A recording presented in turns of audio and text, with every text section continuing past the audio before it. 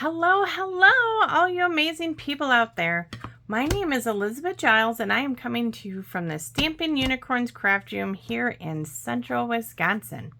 And today we are going to make a nice, easy card that is featuring these two stamp sets along these lines and not 29 anymore. Both of these sets are super cool, and I was very happy that I could incorporate them together. So let's get started.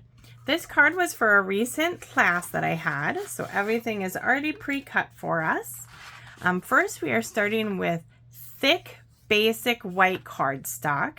This is 4 1/4 by 11 and then scored in half at 5 1/2.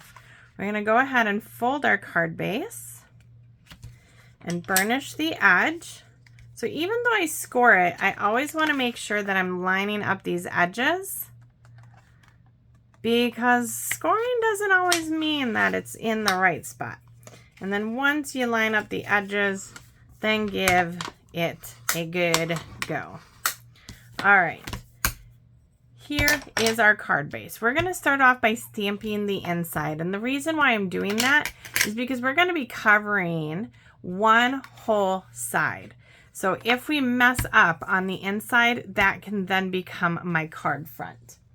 We are also using photopolymer stamps, so I'm going to bring in my Stampin' Pierce mat.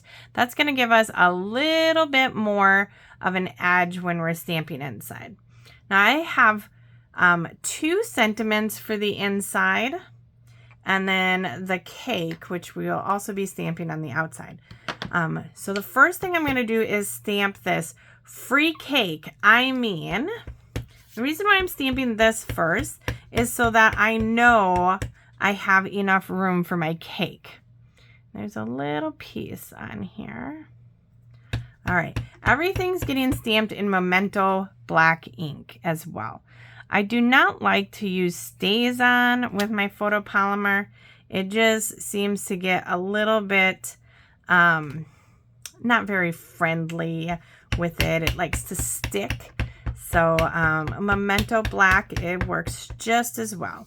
When I stamp, I'm going to stamp straight down and then just kind of wiggle it slightly, not a lot. And the longer you let it sit there, the more your ink's going to absorb into the paper too. But you don't want it to sit there forever, right? And lastly, we have happy birthday. Just going to give it a little jiggle. Boom. Okay, that looks pretty good. So this is our inside. Now we're going to set this aside. This is one of those cards you can give somebody when, oh, I lied. We're not setting it aside. We're doing the front. One of these cards you can give somebody when you don't want to write a lot on the inside. We have several different colors, and I'm just going to line them up according to what I have. So 2 of the pieces are at 1 1/4 inches, and then the other 3 are at 1 inch. And that's just to make 5 1/2 inches the whole way. And then of course they're all at 4 1/4 inches. We're going to cover this whole front. And one trick I have to this is I'm going to start with the bottom 3 pieces. Because, you know, it doesn't mean just because I cut them that way and they should line up that they will.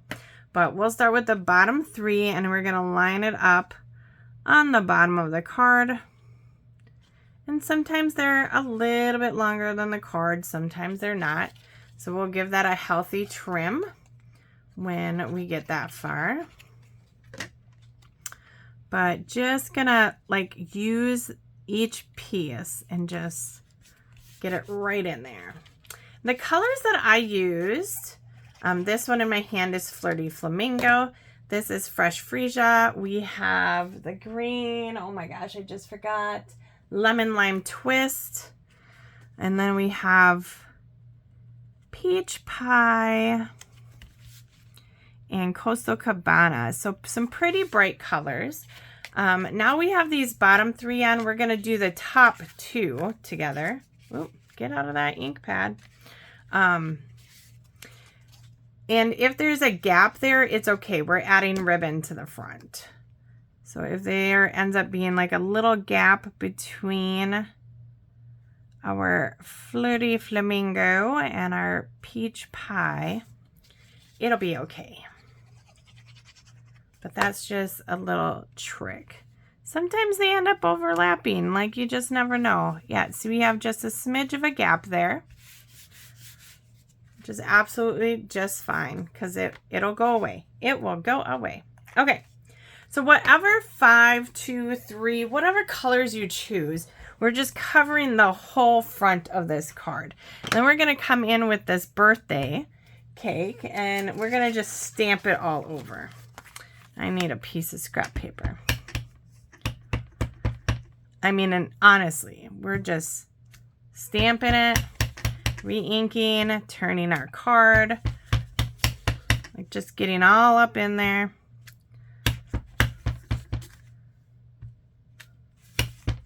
There's no right or wrong way to do these, just random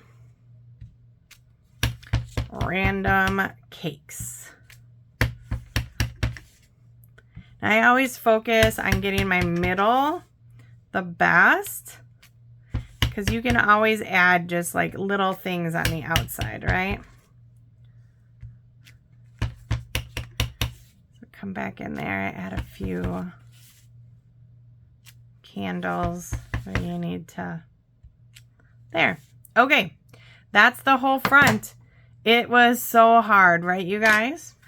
Next, I have a 1/2 inch. I was going to say 1.5, and I'm like, that's not right. So a 1/2 inch strip that is also 4 1/4 inches wide.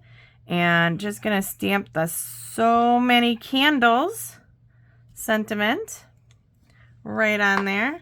I didn't quite get that. Let's try the other side. It probably needs my ink pad probably needs to be re-inked. Let's see how this one looks. Much better. Okay, so that we are adding. And like I said, this is a super easy card. You can use whatever colors you want on it. So this is very versatile. There's many different things. So maybe if somebody likes killer whales or birds or dogs or tigers, like you could, you know, make this up. The Marshfield Tigers, Stratford Tigers, it could be an easy graduation card. Next, I have some white woven ribbon. And this is also a nice versatile thing. Because if you are not using, say, a white card base, or you're just doing a couple of colors, this ribbon can be colored to whatever color you would like it to be. Just with the Stampin' Blends. Really nice and easy. Ooh, look at that. Bring in our scissors and give that a cut. Ooh, I need to get my scissors sharpened. I have scissors that I use just for ribbon, and then I have other scissors that are used for paper, because paper will dull your scissors. All right, that looks great. This guy's coming in, and it is going straight down onto the card. Now, somebody else didn't realize they changed the order and then didn't have this where it was, and she just put it at an angle across the card. It looked really cute too. Okay, there's that. And lastly, we gotta have a little bling bling, and I am bringing in these two-tone sparkle gems. They are a blue and purple, and they are just adorable. And we are using quite a few of them because we need some sparkles. We do. We're doing 5 on this guy. It's a birthday after all, right? Okay. Look at that. So a nice, easy card that you can customize to your liking. I hope you enjoyed. Bye-bye.